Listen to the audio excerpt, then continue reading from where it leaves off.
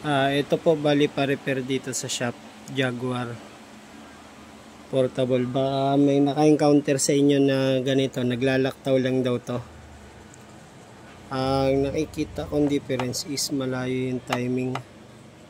Nagluloko yung ilaw ko, namamatay-matay.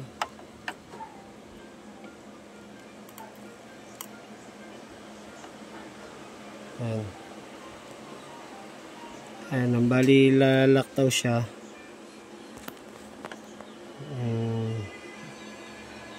Teka, hindi makita, no?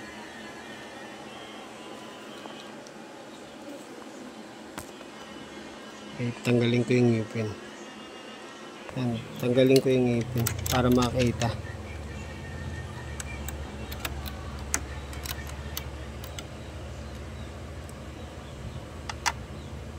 Ito, alin yan. Hello po. Paglolo ko lang yung ilaw ko dito. Hello po.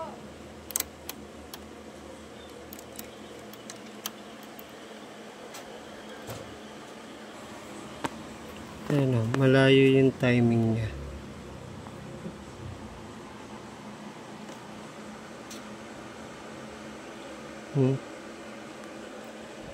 Laki ng agwat to.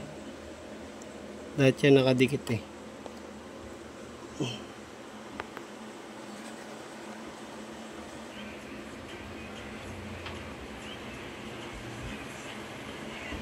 Malayo.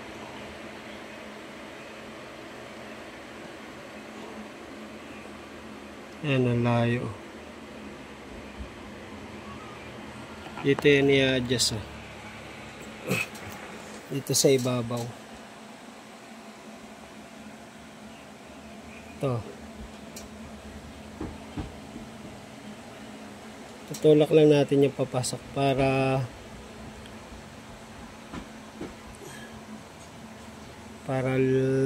dumikit yung karayom. Ay alin.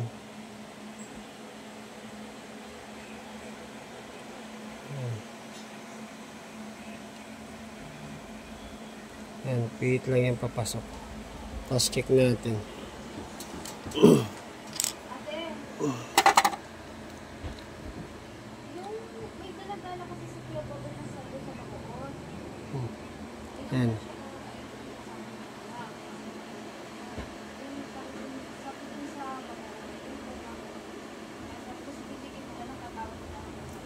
Ayan.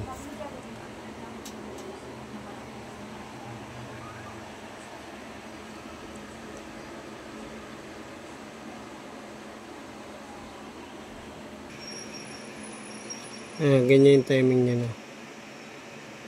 Susungkit sa ibabaw lang ng butas ng karayom. Ayan, sakto na yan. Pero walang movement yung, yung karayom niya. Sa ibabaw lang yan ng butas ng karayom.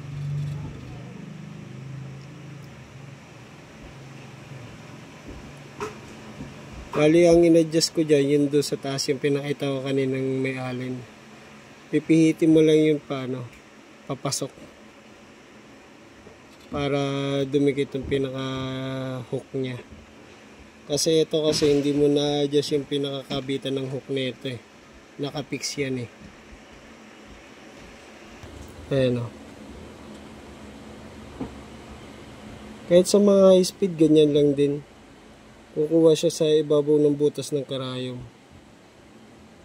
Medyo nagluloko lang talaga yung ilaw ko.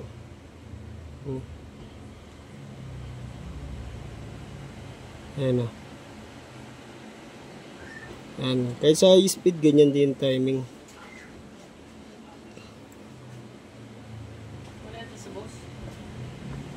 Ako, wala. Wala. Ayan. Ganyan yung timing yan. Bali, kabit na natin yung ngipin.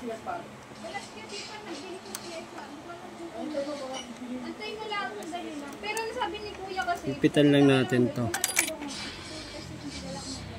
Meron pasuyo ako picture mo meron.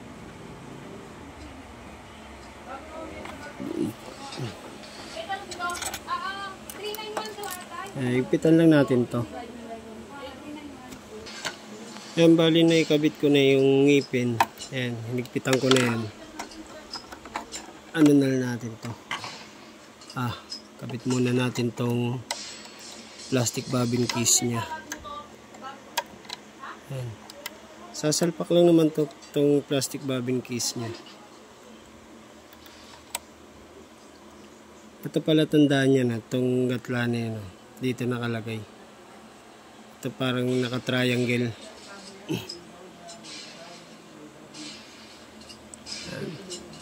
Ganyan yung forma niya. No? Pag magkakalas kayo nito. Diugot lang naman yan. Ayan o. Tapos balik na natin itong plato.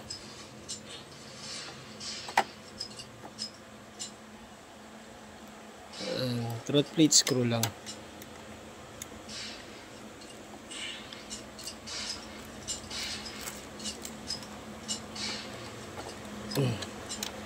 Gupitan lang yan.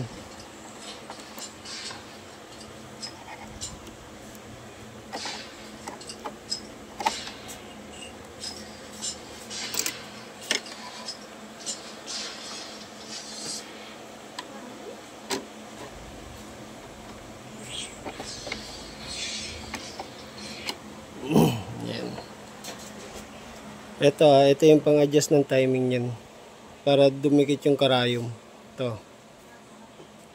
Allen type yan, Allen type na screw. Ali ang tornilyo nito. Ayun, isa sa likod. Ito. Iluwagan ko lang yan.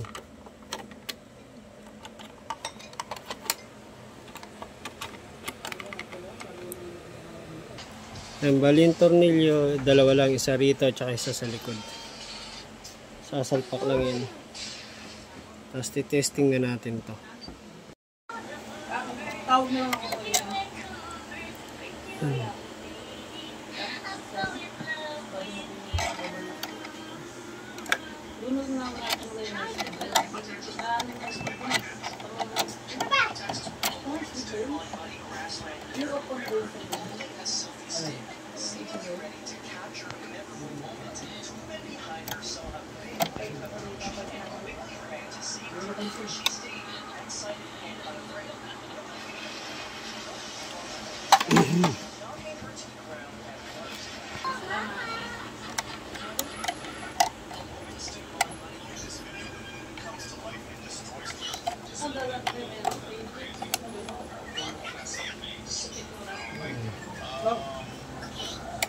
Yung bilib ba dun? Pang piping ba yung high speed lang? Testing natin.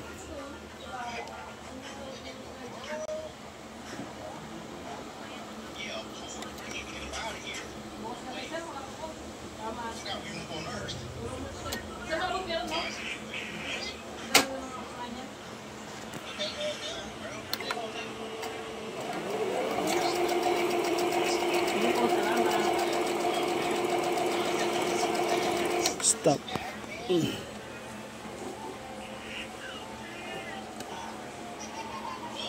Ayan tayo niya, straight.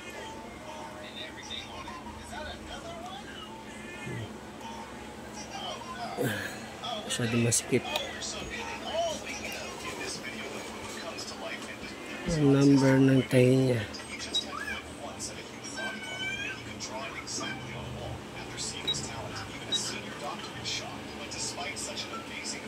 Ayan natin sa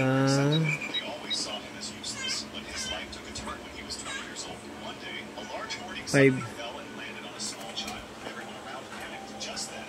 Kapindutan niya.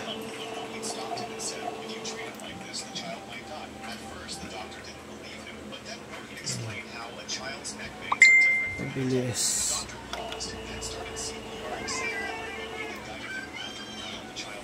2.5. 17, 18 ba? Ganun. Yung mga tahi niya. 47. 48.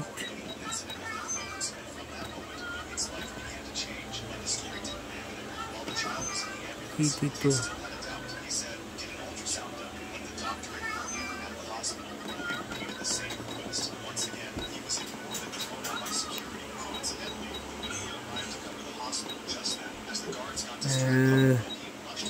6. Number 6 lang.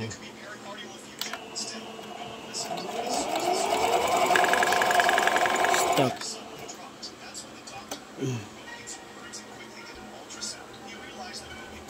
May konti ah. Palitan natin.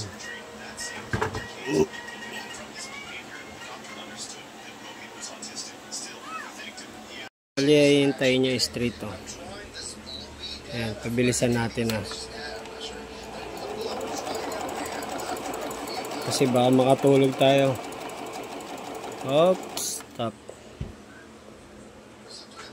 Ayan. May likod. Okay naman. Tapos, lagay natin sa sigsag.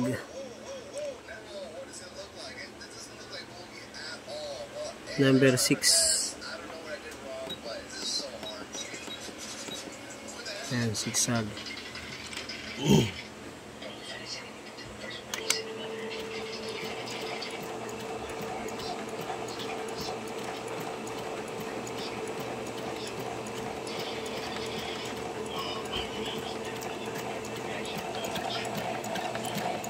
Ano, sigsag.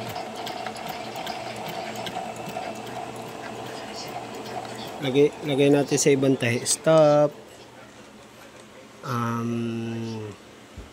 11.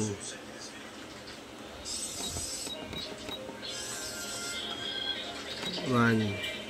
Ayan, number 11. Tignan natin.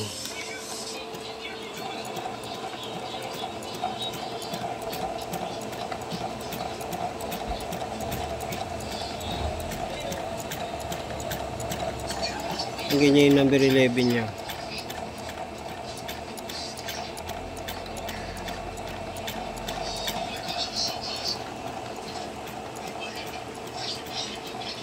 Stop. Malagay naman natin sa ito, number 8. Number 8. Ito na, 8. Ay, number 8.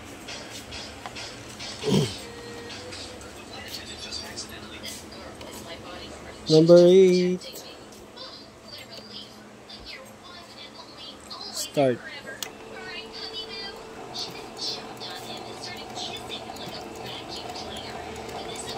Pag ganitong mga pan-design lang, lalo't stretchable yung tatahiin mo. Bagalan mo lang. Kasi portable to, hindi to katulad ng mga heavy duty na machine.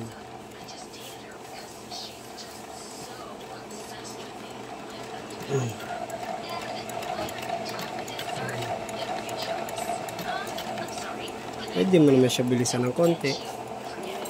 Pag naiinip ka. Ano.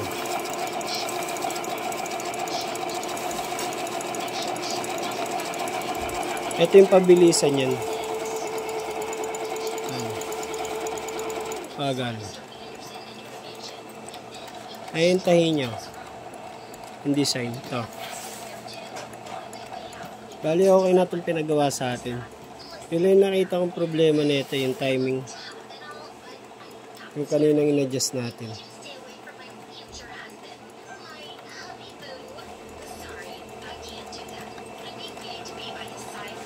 Stop. Try natin yung number 9. Kabila naman siya.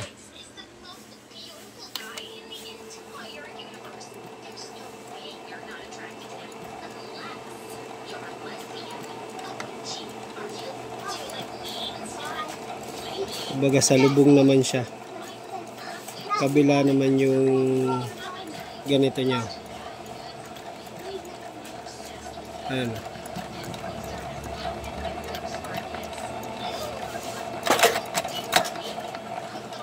Okay na to. Pwede nang pick upin ni customer mamaya. Ayan.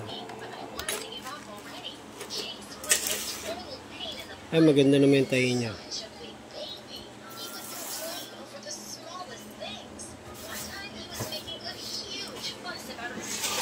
Yan yung jack portable na pina-repair.